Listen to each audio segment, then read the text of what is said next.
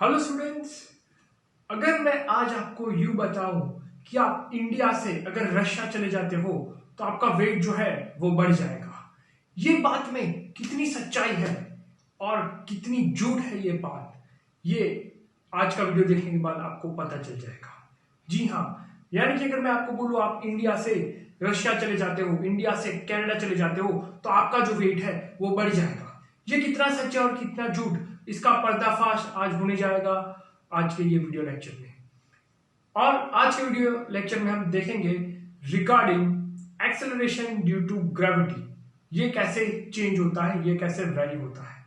Fine, अगर आप previous videos देखना चाहे तो आप YouTube पे सर्च कर सकते हैं क्लास 9 जयदीप सिंगड़िया, वहां पे पूरी सीरीज आ जाएगी। Force and laws of motion के साथ साथ ग्रेविटेशन की भी प्रीवियस वीडियोस नहीं देखे हैं तो यहाँ पे आप मत आइए, बिकॉज आपको कंसेप्ट में प्रॉब्लम होगा। लेकिन अगर आपको कंसेप्ट पता है तो फिर मोस्ट वेलकम। शुरू करते हैं आज का ये वीडियो। चलिए, अब जैसे कि मैंने बोला वेरिएशन इन जी हम पढ़ने वाले हैं, है ना। वेरिएशन इन वैल्यू ऑफ जी, ठीक है। वैल्यू ऑफ जी मतलब एक्सीलरेशन ड्यू टू ग्रेविटी। अब लास्ट वीडियो में हमने देखा कि एक्सीलरेशन ड्यू टू ग्रेविटी तो कांस्टेंट होता है सर, आप ही ने बताया था हर जगह उसकी वैल्यू कांस्टेंट होती है 9.8 मीटर पर सेकंड स्क्वायर। अब आप बोल रहे हो कि ये वेरिएशन हो रहा है, कैसे वेरिएशन हो रहा है इसका, चलिए देखते हैं। हमारा जो ये अर्थ है, ठीक है, अर्थ जो है उसका शेप क्या है भाई, अर्थ का शेप क्या है? अर्थ का शेप क्या स्फीयर है, क्या सॉलिड स्फीयर है, क्या सर्कल है, क्या है अर्थ का शेप? तो आंसर है अर्थ का शेप। आपने बचपन में पढ़ा होगा कि अर्थ का जो शेप है वो ऑरेंज जैसा है ना, ऑरेंज जैसा शेप है अर्थ का। यानी कि ये जो पोल वाला पार्ट है वो कैसा है, फ्लैट है, चपटा पार्ट है ये, ठीक है, चपट, फ्लैट। और हमारा जो ये इक्वेटर वाला पार्ट है ये वाला, ठीक है ना, वो थोड़ा मोटा है, फुला हुआ है, ठीक है, मतलब ये जो है लार्जर है, फाइन, बल्क है, मोटा हुआ है, फुला हुआ है ये थोड़ा, ठीक है ना। तो हमारे जो पोल्स है दोनों, नॉर्थ एंड साउथ पोल, वो कैसे है? तो आंसर है वो थोड़े चपटे हैं, फाइन, फ्लैट है, ठीक है। तो अर्थ का शेप जो है ना यूं पूरा थोड़ा सा श्रिंक है, दबा हुआ है ऊपर से। अगर आप थोड़ा और इसको महसूस करने की कोशिश करें तो ये हिसाब से कुछ हमारे अर्थ का शेप है, फाइन। ये हिसाब से कुछ हमारे अर्थ का शेप है, जिसमें क्या है आप देख सकते हो कि ये जो है यहां से लेके यहां तक, ये वाला जो पार्ट है, ठीक है, सेंटर वाला पार्ट, वो थोड़ा फुला हुआ है, बाहर से स्वेल आउट है, ठीक है, फुला हुआ है, स्वेल आउट है, और ये वाला जो है वो फ्लैट है, करेक्ट। तो ये सिचुएशन को अगर हम कंसीडर करें तो जैसे कि मान लेते हैं ये हमारा सेंटर ऑफ अर्थ हो गया और यहाँ पे कोई आपका दोस्त खड़ा हुआ है जिसका नाम है चिंटू, ठीक है, इसका नाम है चिंटू, ये यहाँ पे खड़ा हुआ है, करेक्ट। अब ये सरफेस पे है तो इसका डिस्टेंस यहां से ये वाला हो जाएगा, फाइन। अब ये जो डिस्टेंस है उसको हम आर बोल रहे हैं, फाइन, आर बोल रहे हैं, ठीक है। और radius of earth R E to be precise. और प्रीवियस वीडियोस में हमने पढ़ा है, ठीक है, G is equal to GM upon R E का स्क्वायर। अब ये रिलेशन कैसे आया और इसके पीछे क्या फिजिक्स है वो देखना है तो आप सर्च करें क्लास 9 ग्रेविटेशन जयदीप सिंगड़िया पार्ट 2, जहां पे हमने ये रिलेशन जो है वो ऑब्टेन किया है, इसको डिराइव किया हुआ है। G is equal to GM upon R square हो गया, बहुत बढ़िया। अब आप मुझे बताओ कौन सा डिस्टेंस जो है वो बड़ा है और कौन सा डिस्टेंस छोटा है ना। इसको हम आर पी बोल देते हैं और इसको हम आर ई बोल देते हैं, ठीक है। ई फॉर यहाँ पे हम इसको आर रहने देते हैं फिलहाल के लिए, ठीक है। ई फॉर इक्वेटर हो जाएगा और पी फॉर पोल हो जाएगा। बताओ ये वाला डिस्टेंस बड़ा या ये वाला डिस्टेंस बड़ा?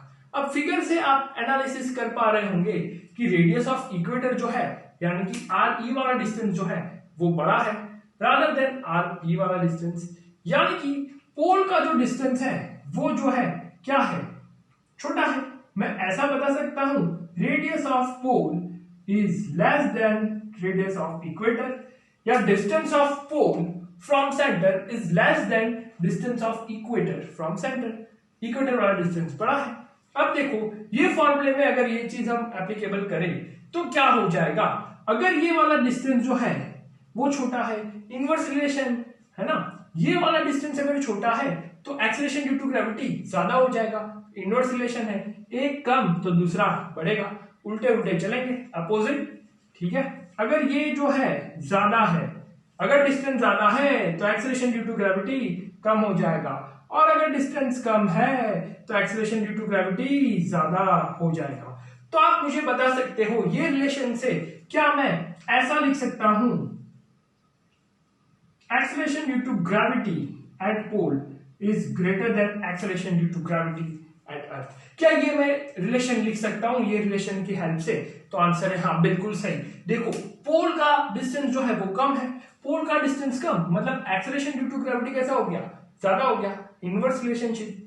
और इक्वेटर का डिस्टेंस जो है वो बड़ा है, अगर इक्वेटर का डिस्टेंस जो है यहाँ पे आ जाए तो इक्वेटर का डिस्टेंस बड़ा हो गया और ये जी की वैल्यू जो है वो कैसे हो जाएगी, छोटी हो जाएगी। तो इसीलिए मैंने आपको स्टार्टिंग में जो क्वेश्चन पूछा था उसका आंसर है हाँ। आप इंडिया से रशिया जाएंगे, आप इंडिया से कनाडा चले जाएंगे तो आपका वेट जो है वो चेंज हो जाएगा। क्यों? क्योंकि एक्सेलरेशन ड्यू टू ग्रेविटी जो है वो क्या हो रहा है, चेंज हो रहा है। एक्सेलरेशन ड्यू टू ग्रेविटी पोल पे ज्यादा है देन दैट ऑफ इक्वेटर, और हमें पता है रशिया और कनाडा जैसे कंट्रीज जो है वो पोल पे सिचुएटेड है, यानी कि नॉर्थ पोल पे सिचुएटेड है। तो आप इंडिया से वहां पे मूव करेंगे तो आपका वेट जो है वो बढ़ जाएगा। और बच्चा बच्चा जानता है इंडिया जो है कहां पे सिचुएटेड है, इक्वेटोरियल रीजन पे, यानी कि नियर द इक्वेटर। ठीक है, इंडिया से इक्वेटर पास होता हुआ जाता है, बहुत बढ़िया। तो ये चीज पता चली। तो ये दो जो है हमारे मेन रिलेशन हो जाते हैं यहाँ पे। ठीक है, ये दो रिलेशन जो है वो हमारे क्या हो जाते हैं, मेन हो जाते हैं। और इससे हमने ये कंक्लूजन निकाला, और आप ये कंक्लूजन भी निकाल सकते हो, ठीक है ना, weight at pole is greater than that of weight at equator. ठीक है, ये हमारा तीसरा रिलेशन जो है यहां से निकल के आता है। फाइन। अब आप बोलोगे कि sir acceleration due to gravity G की value at centre of earth क्या होगी, जी की value at centre of earth क्या होगी? बोलो रे बोलो, सेंटर ऑफ अर्थ पे आप पहुंच जाओगे गलती से तो वहां पे एक्सेलरेशन ड्यू टू ग्रेविटी जो है वो क्या होगा, यानी कि मैक्सिमम होगा, मिनिमम होगा, जीरो होगा, या फिर इनफाइनाइट होगा? Maximum, minimum, zero, infinite, answer क्या है? Answer is zero. ठीक है, very important. Acceleration due to gravity at centre of earth is zero. क्यों ऐसा? क्योंकि यहां पे आप आ गए और हमें पता है हम डिस्टेंस कहां से मेजर करते हैं बच्चों, हम डिस्टेंस मेजर करते हैं फ्रॉम सेंटर ऑफ अर्थ से। कहां से? फ्रॉम सेंटर ऑफ अर्थ से हम ये डिस्टेंस जो है मेजर करते हैं। फाइन, तो इसीलिए हम यहीं पे आ गए तो हमारा डिस्टेंस जो है वो जीरो हो गया, इसलिए एक्सेलरेशन ड्यू टू ग्रेविटी जो है वो जीरो हो गया है। फाइन, अब मैं समझ रहा हूं आप क्या सोच रहे हैं कि सर यहाँ पे जीरो रखेंगे तो इनफाइनाइट आएगा, लेकिन डेप्थ के लिए अलग फॉर्मूला होता है जिसके लिए हम यहाँ पे अभी डिस्कशन नहीं कर सकते हैं। ओके, क्योंकि वो एक अलग डिटेल टॉपिक है और वो बताने के लिए मुझे और भी कहानी बतानी पड़ेगी। हाइट में जाने से क्या वेरिएशन होगा, डेप्थ पे जाने से क्या वेरिएशन होगा। ठीक है, और 9th स्टैंडर्ड का वो टॉपिक नहीं है फिलहाल के लिए। तो ये चीज जो है आई होप आपको क्लियर हो गई है। सेंटर ऑफ द अर्थ पे एक्सेलरेशन ड्यू टू ग्रेविटी क्या है? जीरो है। अब आप बोलोगे कि sir acceleration due to gravity जो है वो तो कांस्टेंट होता है, और आपने बोल दिया ये वेरिएबल है। ठीक है, तो हम कौन सा कंसिडर करें? क्या एक्सेलरेशन ड्यू टू ग्रेविटी पूरे अर्थ पे 9.8 हम कंसिडर करें, या फिर उसको अलग अलग वैल्यू के साथ कंपेयर करके हम उसको कंसिडर करें? तो इसका आंसर है एक्सेलरेशन ड्यू टू ग्रेविटी जो है वो आपको ऑलवेज 9.8 कंसिडर करना है। अब इसका मतलब ये नहीं है कि आप इक्वेटर से पोल पे चले गए तो जी की वैल्यू जो है वो 9.8 से बढ़ के मान लेते हैं कि 19.8 हो गई, ऐसा नहीं होगा, है ना। स्लाइटली वहां पे चेंज आएगा, यानी कि 9.8 की जगह वो 9.9 हो सकता है, और एट मोस्ट वो 10 हो सकता है, यानी कि बहुत ही माइनर डिफरेंस आएगा। ठीक है, तो आपको ये माइनर डिफरेंस जो है वो वेट में फील नहीं होगा।